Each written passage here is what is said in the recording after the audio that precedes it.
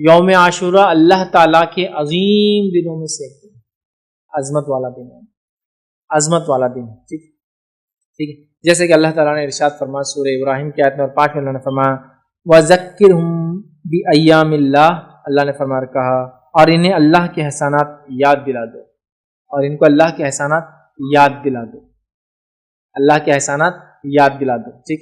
اور ایسا کب ہوا؟ یہ احسان ہم کیسا یاد کر سکتے ہیں؟ یہ عظیم دنوں میں سے اللہ تعالیٰ نے اس دن موسیٰ علیہ السلام کی قوم کو فرعون سے نجات دی تھی۔ ہوگا 10 جو محرم ہے، جو یہودی اس دن روزہ رکھتے تھے، جن کی مخالفت میں اللہ کے رسول صلی اللہ علیہ وسلم نے روزہ رکھا، وہ کیوں رکھتے تھے؟ کیونکہ اس دن اللہ تعالیٰ نے بنی اسرائیل کو، ہم سے پہلے مسلمانوں کو، ہم سے پہلے انبیاء کو ماننے والوں میں سے ایک نبی کو، برگزیدہ اولوالعزم نبی کو ماننے والے ایک قوم جو موسیٰ علیہ السلام کی قوم تھی، ان کو اللہ نے آزادی دی تھی۔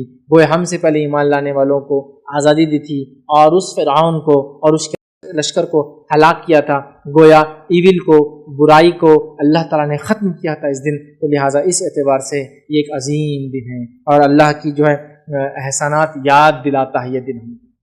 یہود اس دن مدینہ کے اندر کیا کرتے تھے؟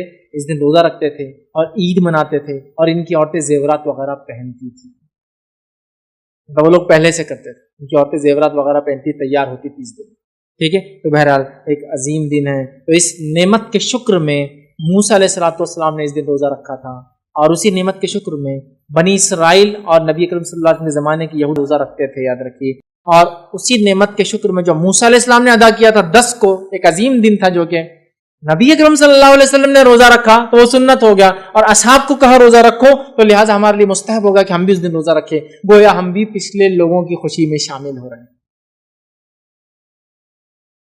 گویا یہ موسیٰ علیہ السلام ان کی قوم کے لیے، بنی اسرائیل کے لیے انڈیپینڈنس ڈے تھا، فرعون سے نجات کا دن تھا، آزادی کا دن تھا، جس نے غاصبانہ طور سے، غلط اور ظالمانہ طور سے ان پہ قبضہ کر رکھا تھا اور ان کو غلام بنا دیا تھا اپنی زمین کے، سمجھا؟ تو گویا یہ دن اللہ کے شکر کا دن ہے، ایک عظمت والا دن ہے۔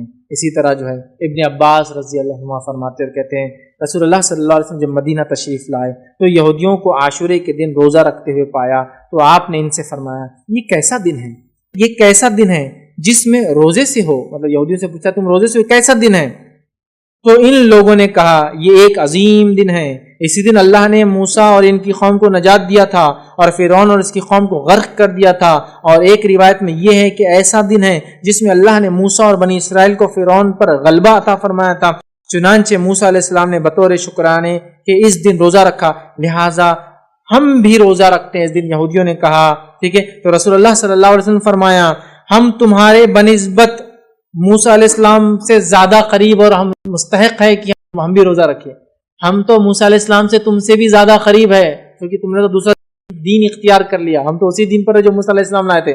جب یہودیوں نے کہا کہ ہم اس موسیٰ نے کیونکہ اس خوشی میں روزہ رکھا تھا، ہم بھی اس خوشی میں شکرانے میں روزہ رکھتے ہیں، تو اللہ کے رسول نے فرمایا ہم زیادہ مستحق ہے کہ موسیٰ کی اس خوشی میں شامل ہو اور شکر ادا کریں، لہٰذا آپ نے کہا موسیٰ علیہ السلام کے زیادہ قریب وہ مستحق ہے، چنانچہ اللہ کے رسول صلی اللہ علیہ وسلم نے اس دن کا روزہ رکھا اور صحابہ کرام کو بھی اس دن کا روزہ رکھنے کا حکم دیا، تو گویا ہم بھی پچھلے لوگوں کی خوشیوں میں شامل ہو رہے ہیں جو ہم سے پہلے ایمان والے تھے۔ اس عظیم دن اللہ رب العزت نے ان کو آزادی دی تھی، یاد رکھیں۔ اسی طرح عاشورہ ہمیں اس بات کی یاد دہانی کرتا ہے کہ مسلمانوں کے درمیان آپسی گہرا تعلق ہے، چاہے ہم زمین زمانے کے اعتبار سے دور ہو، آپسی گہرا تعلق ہے۔ عاشورہ ہم کو پیغام دیتا ہے چاہے زمین اور زمانے کے اعتبار سے ہم بہت دور ہو سکتا کوئی مسلمان آج کسی اور ملک میں ہو، لیکن اگر تکلیف میں ہو تو ہمیں اس کا احساس ہونا چاہیے، اور زمانے کے اعتبار سے بھی اگر ہم سے دور ہو، جیسا موسیٰ علیہ السلام کی خوشی ہوئی ہم بھی اس خوشی میں شامل ہوئے، اگر ہم سے پہلے کے لوگوں کو کسی کو تکلیف پہنچی تھی تو ہم بھی ان کے دکھ میں آج شامل ہیں، ہم کو تکلیف ہوتی ہے اس واقعے کو سن کے۔ اصحاب اخدود ہے نا، ہزاروں کی تعداد میں آگ میں جلا دیے، ہم اس میں شامل ہیں۔ عیسیٰ علیہ السلام کو ماننے والوں کو ہزاروں کی تعداد میں بھوکے شیروں کے سامنے ڈال دیا جاتا تھا۔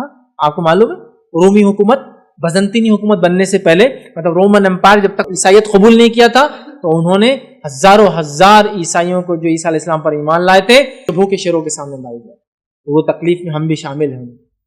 چاہے وہ آج یہود ہو اور نصارہ ہو، لیکن جب وہ ایمان لائے تھے اپنے نبی پہ تو ہم ان کی تکلیفوں میں شامل ہیں. تو زمانے کے اعتبار سے ہم آگے پیچھے ہو یا علاقے کے اعتبار سے ہم آگے پیچھے ہو، ہم ایک دوسرے کی تکلیف اور خوشیوں میں ساتھ ہے. یہ بات کہ ہم کو اس سے میسج ملتا ہے، یاد رکھیے کہ زمین اور زمانے کے بدلنے سے کوئی فرق نہیں ہوتا.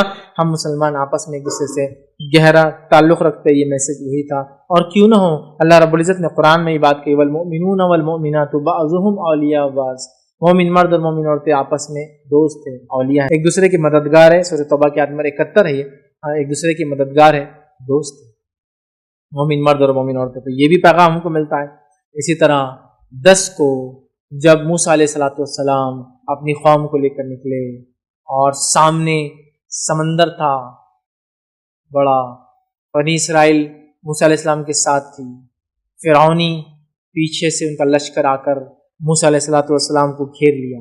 سورہ شورا میں اللہ رب العزت نے اس واقعے کو نقل کیا آیت نمبر 61 اور 62 کے اندر، اور اللہ نے فرمایا انا لمدرکون. اور جب بنی اسرائیل نے کہا یقیناً اب ہم پکڑے گئے، اب پیچھے سے آگے انہوں نے ادراک کر لیا ہمارا اب تو ہم گھیر لیں گے، پکڑ لیں گے ہم کو. موسیٰ علیہ السلام نے فرمایا کہا کلا ان معی ربی سیہدین، ہرگز نہیں، یقین مانو میرا رب جو ہے میرے ساتھ ہے، جو ضرور مجھے راہ دکھائیں گا. اور کیا ہوا؟ اللہ نے حکم دیا اضرب بعصاک البحر، مار اپنے لاٹھی کو اس پانی میں، اور سمندر 2 حصوں میں تبدیل ہو گیا. موسیٰ علیہ السلام بنی اسرائیل اس سے نکل گئے، فرعونی بھی پیچھے چلے. ان کے نکلنے کے بعد سمندر پیچ اپ ہو گیا، مل گیا، اور وہ سب غرق ہو گئے. یہ تھا ہوا. اس کے بعد موسیٰ علیہ السلام نے شکر ادا کیا اللہ کا، اور روزہ رکھا. یاد رکھیں، اور یاد رکھیں اس دن کی تعظیم اتنی زیادہ تھی، یہ تاریخی روایتوں میں ملتا ہے. یہ دور جہالت میں بھی 4 مہینے محترم مشرکین مکہ مانتے تھے. مشرکین مکہ بھی اس روز روزہ رکھتے تھے 10 کو، اور اسی دن کعبے کا غلاف بھی بدلتے تھے. عاشورے کو کعبے کا غلاف یاد رکھیے نبی اکرم صلی اللہ علیہ وسلم نے بدلا، اور اس کے بعد وہ سلسلہ اور معاملہ چلتا ہی رہا. تو مشرکین مکہ دور جہالت میں اس دن روزہ رکھتے تھے کیونکہ اس دن کی عظمت کے اعتبار سے، اور وہ لوگ اس دن کعبے کا غلاف تبدیل کیا کرتے تھے. تو گویا مشرکین مکہ کے پاس بھی اس کی عظمت تھی. اور اسی طرح ماں عائشہ کی جو روایت ہے اس سے پتہ چلتا یہود و نصارہ کے پاس بھی اس کی عظمت اور تعظیم تھی. میں سمجھتا ہوں پورا واقعہ میں نے آپ کے سامنے رکھ دیا، پھر بھی بہت مختصر سا اس کو ایک بار پھر دہراتا ہوں. ماں عائشہ کی روایت وہ فرماتی اور کہتی زمانہ جاہلیت میں قریش عاشورے کے دن کا روزہ رکھتے تھے. خود رسول اللہ صلی اللہ علیہ وسلم نے بھی ہجرت سے پہلے اس دن کا روزہ رکھا، ہجرت سے روزہ رکھا. جب آپ صلی اللہ علیہ وسلم ہجرت کر کے مدینہ منورہ تشریف لائے، خود بھی اس دن کا روزہ رکھتے تھے اور دوسروں کو بھی اس دن کا روزہ رکھنے کا حکم دیتے تھے. لیکن جب ماہ رمضان کے روزے فرض کر دیے گئے تو آپ نے عاشورے کے دن کا روزہ رکھنے کا اہتمام ترک کر دیا اور فرمایا جو چاہے اس دن کا روزہ رکھے، جو چاہے اس کو چھوڑ دے. صحیح مسلم. اور دوسری روایت جو صحیح مسلم کی اس میں الفاظ اس طرح سے ابو موسیٰ اشعری رضی اللہ عنہ فرماتے اور کہتے ہیں یہود یوم عاشورے کو شکرانے کا روزہ رکھتے تھے. اس دن مسرت کا اظہار کرتے تھے، عید مناتے تھے، اپنی عورتوں کو زیورات اور سامان پہناتے تھے زینت کا، اور سامان پہن کر وہ مزین ہوتی، اپنے آپ کو سجاتی اور سنوارتی. یہود بھی روزہ رکھتے، مشرکین بھی روزہ رکھتے، اور اس دن کی حرمت ان کے پاس بھی تھی. تو عاشورہ ہمیں کیا میسج دیتا ہے؟ عاشورہ ہمیں میسج دیتا ہے کہ یہ ایک بڑا تعظیم کا دن ہے، اللہ کی عظمت والا دن ہے. یاد رکھیں اس میں ہمیں روزہ رکھنا چاہیے شکرانے میں کہ اللہ نے ہم سے پہلے مسلمانوں کو نجات دی تھی، ہے نا.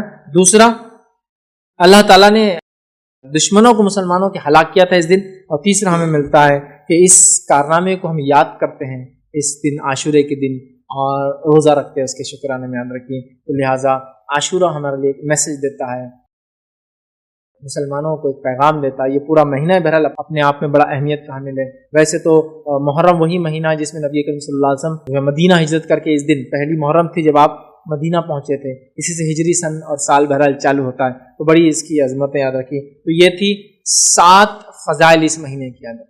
اور میں سمجھتا ہوں 7 فضیلت میں یہ تو ہم کو واضح پتہ چلا، یہ حرمت والا مہینہ ہے، یہ نیکیوں کے کرنے والا مہینہ ہے، یہ معصیت اور گناہوں سے بچنے والا مہینہ ہے، کثرت سے روزے رکھنے کا مہینہ ہے، یہ اللہ تعالیٰ کا مہینہ ہے. اور اسی طرح اس میں عاشورے کا روزہ رکھنا ہے، 9-10 ٹھیکے کا روزہ رکھنا ہے، کوشش کرنا ہے، نہ ہو سکے تو پھر 10 اور 11 کا بھی انشاءاللہ روزہ انسان رکھ سکتا ہے. اور یہ دن ہمیں یاد دلاتا ہے اور ہمیں دوسرے مسلمانوں